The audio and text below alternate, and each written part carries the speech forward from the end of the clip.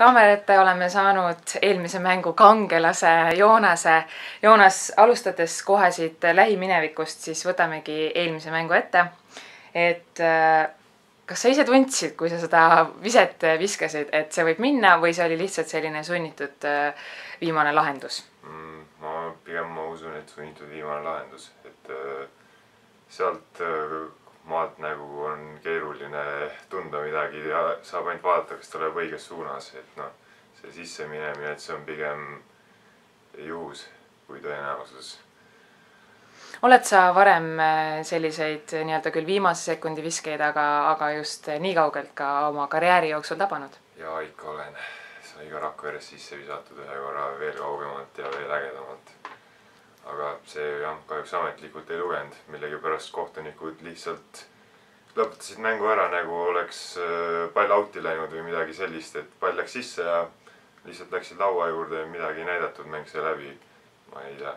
Kas sellest olenes ka võit? Ei, me olime 20 käies vist tol hetkel. Okei, tähtis. Et siiski viimasel mängul ikkagi väga-väga kaalukas korv. No seda kindlasti, jah. Mainisid siin tegelikult juba Rakveret, et sa oled mänginud päris mitmes klubis Eestis. Et kaasa arvatud jah, siis Rakveres, Valgas, et kui ma su CV-d natuke vaatasin, siis 2011-2012 hooajal sa olid Valgas, Tarvases, Raplas, et millest selline hästi pidev liikumine? Ütleme nii, et kõigepealt ei tahetud mind Tartus. Siis, see on minu tõlgendus muidugi, eks iga ühel ole oma seisukoht, aga noh, siis ei olnud nagu ruumi Raplas ja Rakveres ka. Eesmärk oli siis platsile saada, mitte ainult trennis käia, eks. Et mina ei ole treener, see ei ole minu otsustada. Et siis ongi minu seisukoht, et ju siis ei olnud mind vaja sinna. Et siis lõpuks ma leidsin oma koha nii-öelda Valgas, kus siis tegelikult mängijaid põhimõtteliselt ei olnudki. Et siis seal jagus ka minule ruumi väljakule saada. Nüüd alustades hooaega Pärnus nüüd sellel hooajal, siis millega sul kõige rohkem tuli võib-olla harjuda? Et mis on siin kõige rohkem võib-olla teistmoodi kui sinu eelmistes klubides? Ei suurt muud midagi, eks uued mängijad meeskonnakaaslased on alati nõuavad nii-öelda harjumist ja kokkumängimist, et kuidas keegi mängib, et mis on nende tugevused ja nõrkused, et see vajab alati harjumist, aga muidu küll mingit suurt vahet ei ole. Käisid korraks ära välismaal, et Itaalias, et kui suured kogemused sa sealt said? No ausalt öeldes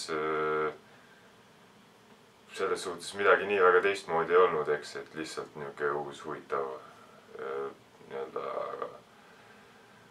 kogemus ja see sõna kipub korduma, eks, aga lihtsalt sai näha, kuidas väljaspool toimub asi ja siis tuli välja, et ei olegi midagi nii väga teistmoodi.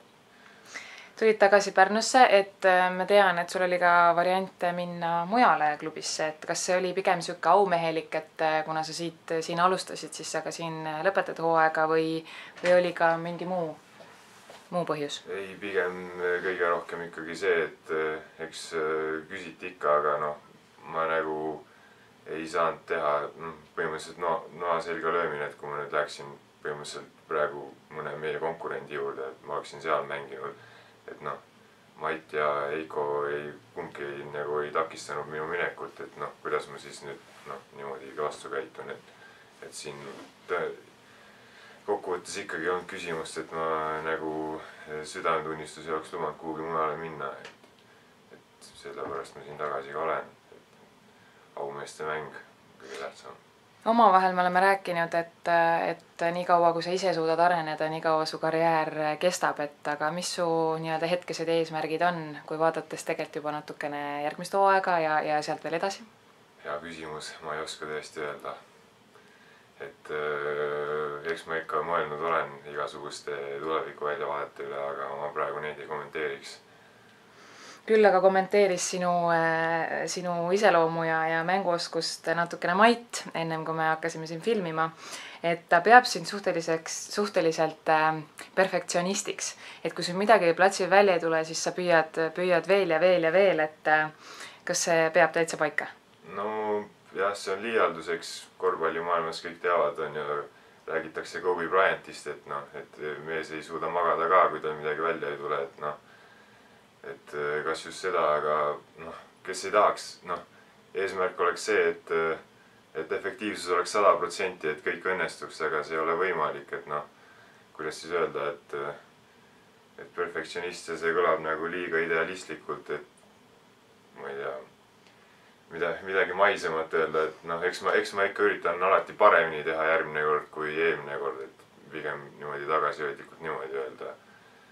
Et noh, eks ikka ebaõnnestumised jäävad hinge kripeldama, ükskõik mis see siis ei ole, mööda läinud vise või vale sööt või kaitses, kui vastane mulle ära paneb, et noh. Seda tunneb hästi praegu Janis Vahter, kes kaitses su viimasel mängul su lõpuviset. No see oli, noh, kes ikka ootaks, et see pall sisse läheb, et noh, et mis matemaatikud võivad öelda, et mis see protsent seal on, et noh, see on nii kaduvväike, et noh, pigem oli tegemist siis noh, niisuguse juhusega, et kes siin usub mingisugustesse maavälistesse jõududesse, aga pigem jah, niisugune, eks ikka võib järgi uurida, et mitu korda sealt viskama peab, et üldse sisse saada, rääkimata veel sellises olukorras, eks, et noh. Nii, ja siis natukene sellest, et sa suutsid lõpetada ka sellel hooajal tegelikult ju Pärnu trennide kõrvalt ka ülikooli, et natukene vaatame, mis eriala sa lõpetasid. No eriala on riigiteadused Tartu Ülikoolis.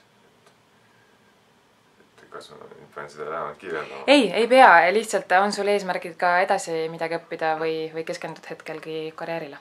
Kindlasti tahaks õppida, et see on oluline, et see nii-öelda silmaringi avardamine, mida see ülikool annab, et see on väga oluline edasises elus, et noh. Kahjuks ei ole tegemist unistuste liigaga, et siin peab vaatama ka, mis edasi saab peale seda, kui nii-öelda korvpall läbi saab, et siis on ka kogu aeg katsun seda silmas pidada, et oma võimalusi võimalikult avarana hoida. Joonas, aitäh sulle, kuna sul hakkab kohe trenni ja hiljaks ei tohi jääda, sest tuleb kohe trahviminutid peale, siis loodame, et me saame hooaja jooksul veel sinuga natukene rääkida eesmärkidest ja nendest, mis sa teinud oled ka varasemalt. Me täname, homme on mäng Tartu Ülikool Rocki vastu, võidame! Vaatame, homme näeb, elame, näeme! Aitäh, Joonas, ja edu!